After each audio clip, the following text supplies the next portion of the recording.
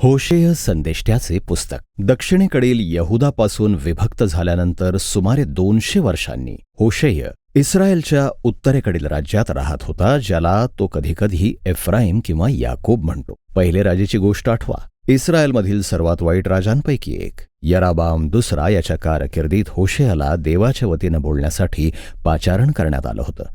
राष्ट्र अव्यवस्थेकडे घसरत होतं आणि 722 साली खूप वाईट अश्शुरी साम्राज्य झपाट्यानं आलं आणि त्यांनी इस्रायलचा समूळ नाश केला. दुसरे राजेमधील कथा पुन्हा पहा आणि होशेयाला हे सर्व घडण्याची जाणीव होती. हे पुस्तक त्याच्या उपदेशाच्या आणि लिखाणाच्या सुमारे 25 वर्षांचा संग्रह आहे. हे जवळजवळ सर्व काव्य आहे आणि या संपूर्ण संग्रहाची रचना 3 मुख्य विभागांमध्ये करण्यात आली आहे. चला आता खोलवर जाऊया आणि ते कसं कार्य करतं ते आपल्याला दिसेल. सुरुवातीचा भाग होशेयाच्या गोमर नावाच्या स्त्रीसोबत मोडलेल्या लग्नाची कथा सांगते, जी व्यभिचार करते.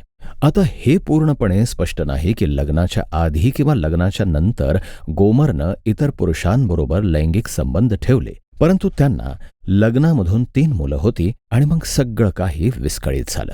महत्वाचा मुद्दा असा आहे की देव होशेयाला सांगतो की गोमर अविश्वासू असूनही तू तिला शोधायला जा, तिचं ऋण तिच्या प्रियकरांना फेड आणि पुन्हा एकदा तिच्याप्रती तुझं प्रेम आणि विश्वासूपणासाठी वचनबद्ध हो. आणि मग देव म्हणतो की हे सर्व काही मोडलेले आणि पुनर्स्थापित झालेले लग्न, मुले, हे सर्व इस्रायलबरोबर देवाच्या नातेसंबंधांचे भविष्यसूचक प्रतीक आहे. देव इस्रायलप्रती विश्वासू नवऱ्यासारखा आहे. त्यानं त्यांची गुलामगिरीतून सुटका केली. तो त्यांना सिनाय पर्वतावर घेऊन आला, जिथं त्यानं त्यांच्याशी करार केला. त्यानं त्यांना फक्त त्याच्याबरोबर विश्वासू राहायला सांगितलं, पण नंतर त्यानं इस्रायलला वचनदत्त देशात आणलं आणि देवानं त्यांना दिलेली सर्व विपुलता घेऊन त्यांनी कनानी देव बालच्या उपासनेसाठी समर्पित केली. आणि म्हणून कराराचा अंत करण्याचे आणि इस्रायलला घटस्फोट देण्याचे देवाकडे कायदेशीर कारण आहे आणि तो तसं करण्याचा विचार सुद्धा करतो. परंतु त्याऐवजी तो म्हणतो की तो पुन्हा इस्रायलचा पाठलाग करणार आहे आणि त्यांच्याशी केलेल्या कराराचं नूतनीकरण करणार आहे. आणि तसं का हे तो सांगतो. हे पूर्णपणे त्याच्या स्वतःची प्रीती, कळवळा आणि विश्वासूपणामुळे आहे. मग होशेय स्पष्ट करतो की या सगळ्याचा अर्थ काय आहे. तो म्हणतो इतर राष्ट्रांकडून होणारा अटळ पराभव आणि बंदिवास हे इस्रायलच्या बंडखोरीचे परिणाम होईल, परंतु भविष्यात पुनर्स्थापनेची आशा आहे. एक दिवस इस्रायल पुन्हा एकदा पश्चात्ताप करेल आणि त्यांच्या देवाची उपासना करण्यासाठी परत येईल. आणि होशेय म्हणतो तो त्यांच्यावर दाविदाच्या वंशातून एक नवीन मसीही राजा पाठवेल आणि तो देवाचा आशीर्वाद आणेल. आणि म्हणून हा सुरुवातीचा भाग पुस्तकाच्या सर्व मुख्य कल्पनांचा परिचय करून देतो. इस्रायलनं बंड केला आहे आणि देव गंभीर परिणाम घडवून आणणार आहे, परंतु देवाची स्वतःची करार प्रीती आणि दया इस्रायलच्या पापापेक्षा अधिक शक्तिशाली आहे. आणि म्हणून पुस्तकाच्या उर्वरित विभागांमध्ये होशेयाची कविता या विषयांचं खोलवर अन्वेषण करते. इस्रायलावर त्यांनी केलेल्या आरोपांचे आणि इशाऱ्याचे 2 संग्रह आहेत आणि नंतर या प्रत्येकाचा शेवट देवाची दया आणि भविष्यातील आशेच्या अतिशय आशावादी कवितेनं होतो. तर अध्याय 4 ते 10 मध्ये इस्रायलच्या अविश्वासूपणाची कारणं आणि परिणामांचं अन्वेषण होशेय करतो.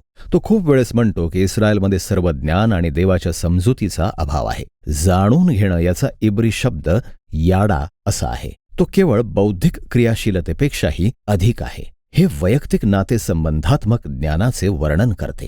एखाद्याबद्दल माहीत असणं आणि त्या एखाद्याला प्रत्यक्षात जाणून घेणं यात असलेला फरक यासारखं ते आहे. आणि देवाची इच्छा आहे की इस्रायलनं त्याला अशा प्रकारे नातेसंबंधांमधून जाणून घ्यावं. त्याची इच्छा आहे की त्यांच्याप्रती असलेल्या त्याच्या प्रीतीचा त्यांनी अनुभव घ्यावा आणि अशा प्रकारचं ज्ञान मिळवावं जे त्यांचं हृदय आणि जीवन परिवर्तित करेल, म्हणजे ते देखील त्याच्यावर प्रीती करतील. आणि म्हणूनच होशेय इस्रायलच्या उपासनेचा ढोंगीपणा सतत उघड करत आहे. तो सतत दाखवतो की ते 10 आज्ञा कसे मोडत आहेत. ते त्यांच्या समाजात गंभीर अन्यायाला कसे परवानगी देत आहेत आणि मग ते त्यांच्या पवित्र मंदिरामध्ये जातात आणि ते देवाला यज्ञ करतात, जणू सर्व काही ठीक आहे. पण हे ठीक नाही. केवळ त्यांच्या ढोंगीपणामुळेच नाही, तर ते इतर सर्व देवांचीही पूजा करत आहेत. यामुळेही बेथेल आणि गिलगाल या नगरातील बालच्या वेद्यांचा तो अनेक वेळा उल्लेख करतो. आणि त्यांनी इतर देवतांना त्यांची निष्ठा दिली. एवढंच नाही तर होशेयानं इस्रायलवर इजिप्त आणि अश्शूर सोबतच्या राजकीय युतीवर विश्वास ठेवल्याचा वारंवार आरोप केला. त्यांचं रक्षण करण्यासाठी देवावर विश्वास ठेवण्याऐवजी त्यांना इतर राष्ट्रांसारखे बनण्याची इच्छा आहे आणि केवळ लष्करी सामर्थ्यावर अवलंबून राहायचंय. आणि देव म्हणतो की हे सर्व त्यांच्या डोक्यावर कोसळणार आहे, कारण लवकरच अश्शूर त्यांच्यावर उलटून पडेल आणि त्यांच्या भूमी उद्ध्वस्त करण्यासाठी येईल. इशाऱ्याच्या या दुसऱ्या विभागात हे कुटुंब सुरुवातीपासूनच कसं अविश्वासू होतं हे दर्शवण्यासाठी होशेय प्राचीन इस्रायली इतिहासाचा धडा देतो. तो कुलपिता याकोबच्या खोटे बोलण्याचा आणि विश्वासघाताचा उल्लेख करतो. उत्पत्ती 27 आणि 28 आठवा. तो अरण्यात इस्रायलच्या बंडखोरीचा उल्लेख करतो. गणनेचं पुस्तक आठवा. तो भ्रष्ट राजा शौलच्या नियुक्तीचा उल्लेख करतो, ज्यानं लोकांना पाप आणि आपत्तीकडे नेलं. पहिल्या शमूवेलमधील कथा आठवा. ह्या सर्वातून होशेयचं असं म्हणणं आहे की या कुटुंबातील काही गोष्टी कधीही बदलत नाहीत. मग होशेयाला काय आशा आहे? बरं, आपल्याला अध्याय 3 मधून माहिती आहे की देव आपल्या लोकांना वाचवण्यासाठी आणि पुनर्स्थापित करण्यासाठी काहीतरी करणार आहे आणि शेवटचे 2 अध्याय याचंच अन्वेषण करतात. 11वा अध्याय सुंदर आहे. ही कविता देवाला एक प्रेमळ पिता म्हणून दाखवते, ज्याने त्याचा मुलगा इस्रायलचं संगोपन केलं आणि नंतर त्याला सर्व काही दिलं. पण मुलगा मोठा झाला आणि त्यानं पित्याच्या उदारतेचा फायदा घेत बंड केलं आणि त्याच्या विरुद्ध गेला. आणि म्हणून या कवितेत देव भावनिकरित्या दुभागलेला आहे. एका क्षणी तो रागावलेला आहे आणि स्वाभाविकपणे तो म्हणतो की तो गंभीर परिणाम आणणार आहे. पण दुसऱ्याच क्षणी त्याचं मन त्रस्त आहे आणि मग तो म्हणतो की तो त्याच्या दया आणि कळवळ्यानं प्रेरित झालाय आणि ज्या पुत्रावर तो प्रीती करतो त्याला तो क्षमा करणार आहे. तो म्हणतो, हे एफ्राईम, मी तुला कसं सोडून देईन? माझं हृदय खळबळलं आहे, माझ्या कळवळ्यास ऊत आला आहे. आणि म्हणून जरी देवानं अश्शूरला इस्रायलवर विजय मिळवून दिला, परिणामांना सामोरं जाऊ दिलं, तरी हा देवाचा अंतिम शब्द नाही. अजूनही आशा आहे आणि शेवटचा अध्याय याच विषयी आहे. होशेय इस्रायलला पश्चात्ताप करण्यास आणि त्यांच्या देवाकडे परत येण्यास बोलावतो, परंतु त्याला माहीत आहे की ते टिकणार नाही, कारण यापूर्वी कधीही टिकले नव्हते.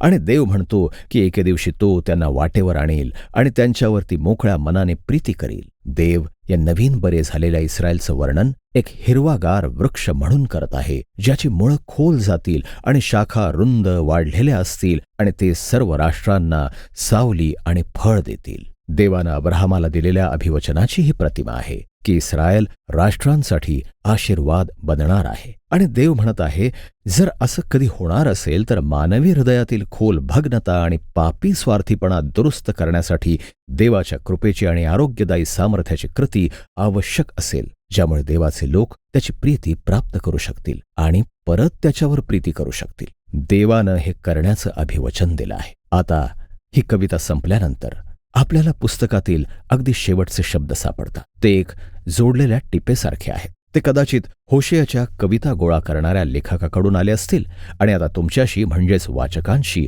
एका सेकंदासाठी तो बोलू इच्छित आहे. आणि तो म्हणतो, हे सर्व समजण्यासाठी शहाणा आणि समंजस कोण आहे? दुसऱ्या शब्दात, होशेयाच्या कविता परमेश्वराचे मार्ग योग्य आहेत, नीतिमान त्यांच्यामध्ये चालतात, पण बंडखोर मात्र त्यामध्ये अडखळतात. तर लेखकाला तुम्हाला हे जाणवून द्यायचं आहे की होशेयानं उत्तरेकडील इस्रायलला लिहिलेल्या प्राचीन कविता भूतकाळात बंद केलेल्या नाहीत. हे देवाच्या चारित्र्याबद्दल, हेतूबद्दल आणि मानवी स्वभावाबद्दल खोल सत्य प्रकट करते. आणि जरी देवाने मानवी वाईटावर आपला न्याय आणला पाहिजे आणि तसंच तो करतो, तरीही त्याचा अंतिम हेतू, त्याचं हृदय हे त्याच्या लोकांना आरोग्य देणे आणि बचाव करणे आहे. आणि होशेयाचं पुस्तक याच विषयी आहे.